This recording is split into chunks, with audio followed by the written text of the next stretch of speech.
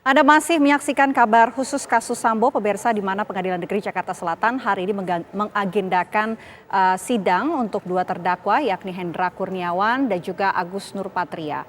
Agenda persidangan hari ini adalah untuk pemeriksaan saksi. Ada 9 orang saksi yang dihadirkan. 7 saksi yang dihadirkan hari ini merupakan anggota Polri. Dan sampai saat ini yang masih tengah berlangsung adalah persidangan untuk saksi kedua, yakni Daryanto atau Kodir yang merupakan asisten rumah tangga dari Verdi Sambo.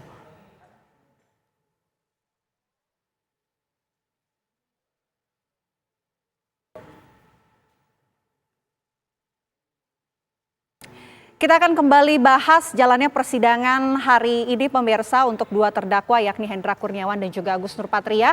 Sudah hadir bersama kami yakni Abimanyu Wahyu Hidayat, pakar telematika. Selamat sore Pak Abimanyu. Selamat sore, apa kabar? Baik Pak, sehat. Pak, ini kalau kita melihat agenda sidang ini hari ini adalah untuk menjalani pemeriksaan dan saksi-saksi sudah dihadirkan. Salah satunya adalah kalau kita lihat tadi yang sudah selesai, ini pemeriksaan terhadap saksi Afung ya Pak ya, yang merupakan pengusaha CCTV. Untuk perkara hari ini Pak, kasus obstruction of justice, apalagi menyangkut paut terhadap CCTV. Pakar telematika melihatnya seperti apa Pak atas kasus obstruction of justice ini?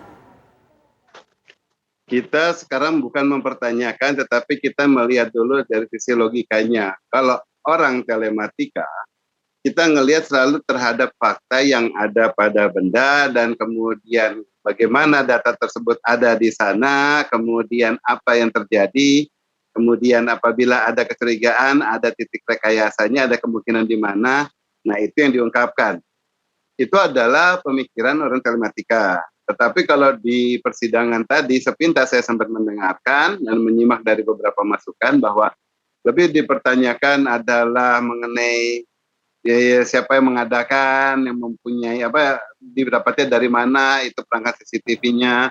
Kemudian juga ada perintah kepada seseorang ya, aku atau siapa namanya tadi, untuk bahwa dia yang melakukan, diminta untuk melakukan penghapusan.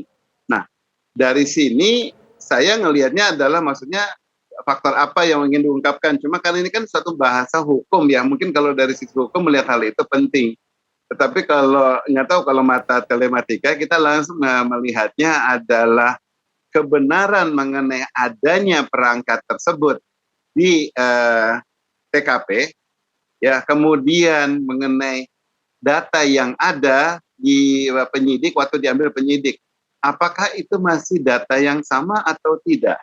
Dalam arti dari data media yang sama atau tidak, gitu.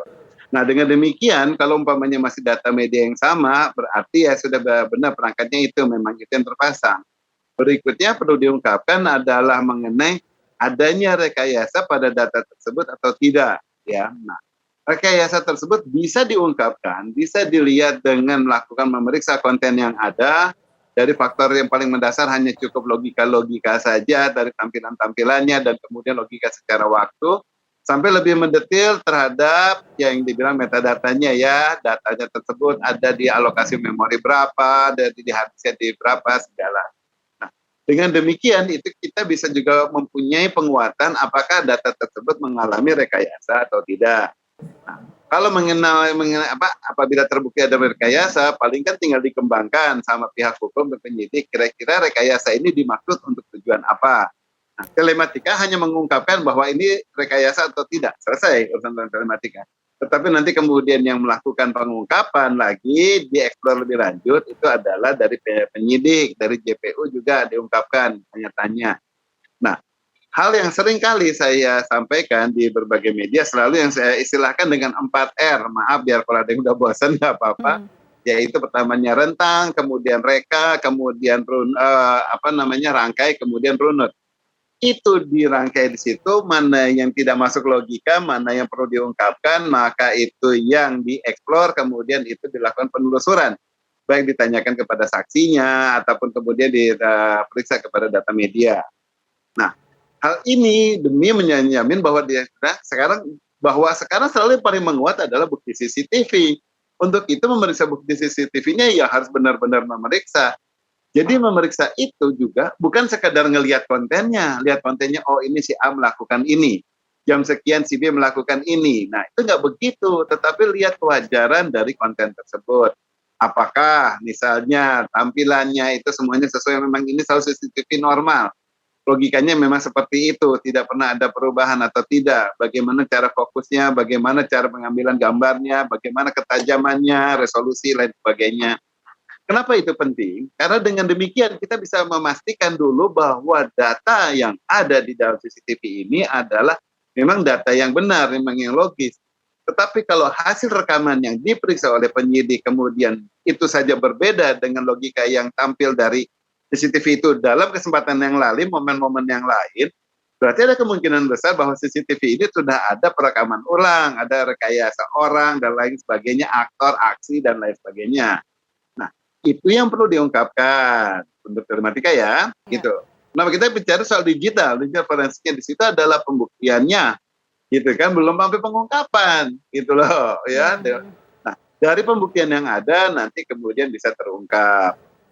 Sebagai contoh sekarang bahwa kita sudah mempunyai media yang ada, di sini bahwa ada terbukti yang mengambil, ada yang mengambil data tersebut, ada yang diminta oleh jenderal siapa ya kalau nggak salah, ada perintah lah pokoknya si Afung ini untuk mengambil. Nah, perintah tersebut hanya untuk mengambil ataukah untuk sampai kemudian melakukan penghapusan misalnya. Nah, perintah tersebut itu akan bukti kuat. Jadi sudah ada upaya untuk melakukan rekayasa ataukah sekarang pengamanan dulu. Nah setelah diambil kemudian kan nggak bisa hanya sekedar diambil, diberikan kepada siapa dan siapa yang melakukan pengambilan. Saat terjadinya perintah pengambilan itu kan bisa jadi hanya ke tokonya, sedangkan mungkin si toko akan menyuruh teknisinya si A, B, si B, si C untuk yang melakukan pengambilan. Instruksinya kan gitu. Nah si A, si B, si C itu menyerahkannya kepada siapa dan bagaimana cara menyerahkannya. Satu masukan yang tidak pernah saya ungkapkan, tidak pernah saya ceritakan selama ini, karena saya masih mau menjaga, sekarang ini udah masuk pengadilan, ayo kita buktikan. Coba bayangkan, yang namanya hard disk itu tersimpan di dalam CCTV itu berupa format yang untuk CCTV, tok, nggak ada urusan yang lain. Apabila hard disk yang sama dicabut dari CCTV, langsung dipasang ke komputer, dibaca pasti unknown disk space, keluarnya pasti kayak gitu, unknown disk space. Kenapa? Karena formatnya berbeda dengan format CCTV. Jadi yang harus dilakukan untuk bisa mengangkat data itu dari CCTV sampai bisa tersimpan di media yang lain, itu harus menggunakan data media yang istilahnya USB flash disk, ya. Itu bisa kita colokkan kepada NPR si perangkatnya untuk kemudian di-download, datanya kita download periode sekian, baru datanya itu disimpan dan dimasukkan kepada hard disk. Kenapa saya ngomong di sini dia harus memasukkan pada hard disknya? Karena ketemu komputer namanya Dell dan kemudian tablet yang menyimpan konten rekaman ini. Nah, mediasinya untuk pindah ini namanya USB flash disk. Berarti di dalam USB flash disk ini juga ada rekaman itu. Nah, sekarang terbukti nggak tinggal apa yang ada di rekaman di komputer dan kemudian dengan yang di flash disk ini masih sama apa tidak?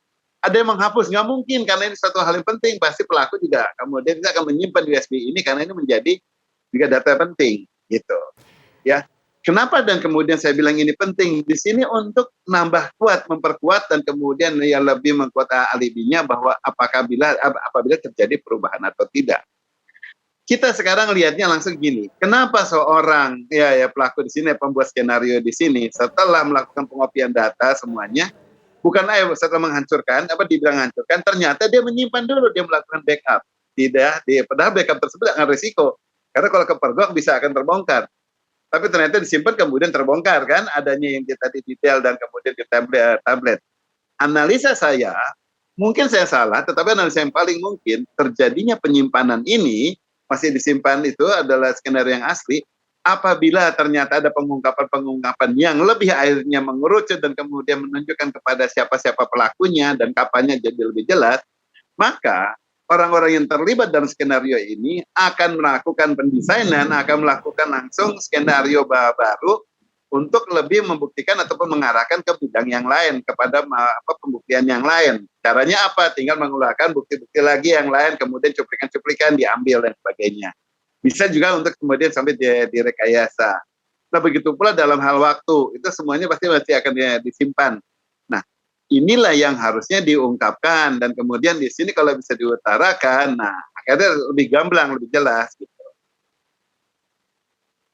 Oke, Pak Abimanyu, untuk menunjang pembuktian ini Pak, apa yang perlu dilakukan oleh dalam persidangan kali ini nantinya sampai persidangan selesai, apa yang perlu dilakukan oleh jaksa penuntut umum maupun majelis hakim untuk menunjang pembuktian tersebut?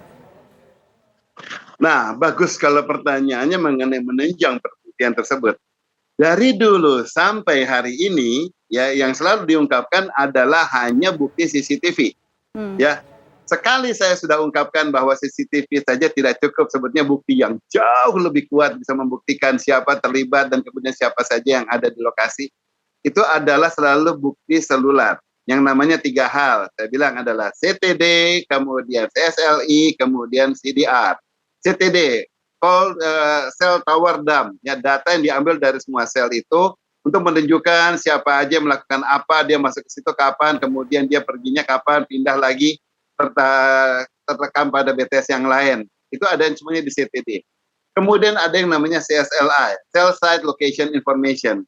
Data itu menunjukkan, merujuk kepada lokasi seseorang, gitu ya, memastikan lokasi orang ada di mana. Kemudian juga ada yang namanya CDR, Call Detail Record, yaitu membuktikan siapa yang menelpon, siapa menghubungi siapa, jam berapa, berapa durasinya, siapa menerima call dari siapa, menerima teks dari siapa, jam berapa durasinya, berapa besarnya. Semuanya informasi itu ada.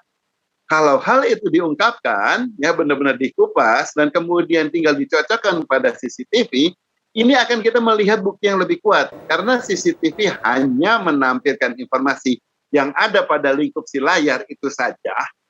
Sedangkan dengan adanya call tadi CTD, CSLI, dan CDR, kita juga bisa mengetahui siapa-siapa aja yang ada di rumah tersebut walau tidak terekam pada CCTV. Ya, tapi paling tidak kita misalnya sempat melihat si A, habis itu si A hilang. Apakah hilang berarti dia sudah pergi? Oh tidak, dari buktinya si data ini, data seluler, ketahuan bahwa dia masih ada di ruang tersebut, masih ada di area tersebut, tapi mungkin di tempat yang lain. Berarti masih ada, masih dengar lah kalau ada jedar, ada teriakan ini. Itu kan ngomongnya kan nggak akan bisik-bisik, itu namanya konflik seperti itu pasti teriak-teriak. Gitu loh. Ya kan, kamu bersalah, kamu gini, oh maaf, biasanya gitu kan. Maaf. Ya nggak mungkin lah kan, jangan pasti ngomongnya gitu kan. Nah, orang yang sekitar itu pasti dia tahu, dia bisa diminta kesaksian. Nah, kenapa data-data ini tidak pernah diungkapkan? Cuma sekali saja kalau nggak salah Komnas ataupun Kompolnas itu mengungkapkan bahwa data yang saya ucara ini setelah saya ungkapkan, kemudian kata mereka, oh iya itu nanti akan diungkapkan. Tapi kenyataannya sampai hari ini, sampai itu berbagai banyak yang topik ini mengemuka, hal itu belum diungkapkan. Saya masih bilang belum ya, siapa tahu ternyata sebetulnya itu sudah menjadi bukti kuat yang akan nanti diungkapkan, akan digunakan dari pihak aparat mungkin maupun JPU untuk menembak apabila ada yang ternyata berbohong karena tidak cocok dengan CCTV dengan data-data tadi. Tetapi hal ini juga tidak sembarangan hanya diutarakan begitu, karena walau bentuknya kayak CTD, CSLI, dan CDR, tetapi kontennya itu bisa diubah, bisa rekayasa karena bentuknya teks biasa.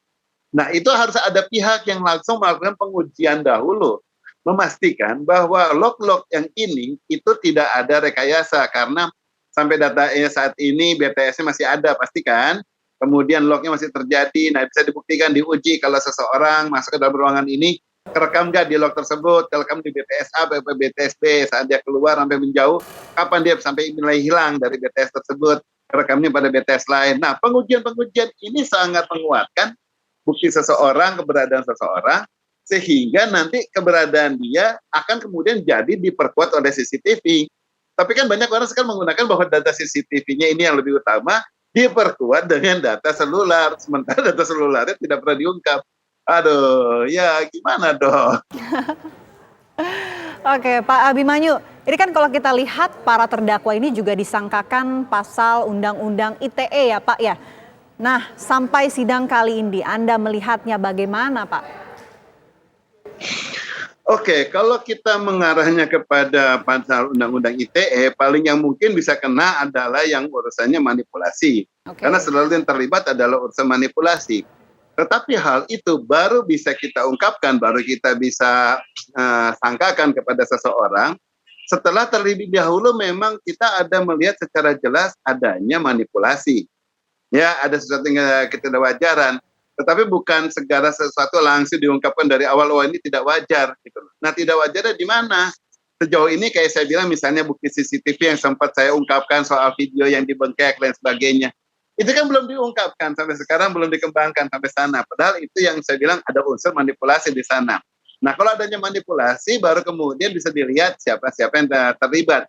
Tetapi perlibatan tersebut terjadinya dengan ada data CCTV mendasar ini dulu. Sudah ada data CCTV mendasar, sudah ada kemudian logika-logika yang kita anggap terjadinya rekayasa ini lebih make sense bahwa ada rekayasa. Berarti ada pelakunya, baru kemudian dicari kira-kira siapa yang paling mungkin terlibat, baru kemudian kepada dialah bukti tuntutan bukan bukti kepada dialah pasal-pasal ini dikenakan ya, tetapi buktinya kuat, karena kalau tidak kita nanti jadinya menyangkakan kepada yang tidak bersalah dong, kan azas praduga tak bersalahnya harus ada gitu. Ada praduga tak bersalahnya itu adalah pihak aparat yang melakukannya di sini, sedangkan penyidik maupun kemudian orang pihak-pihak yang melakukan pengupasan data harusnya mindsetnya justru ada praduga bersalah. Sedapat mungkin kita mengungkapkan, mencari tahu bahwa dia terlibat dulu. Ini pasti mungkin terlibat dulu. Setelah terlibat, kemungkinan terlibat, kira-kira benar-benar tidak terlibatnya kenapa? Baru hanya diurai dari sekian banyak orang yang terlibat, dipilah, dibuang, hingga sisanya yang terlibat hanya tinggal sedikit.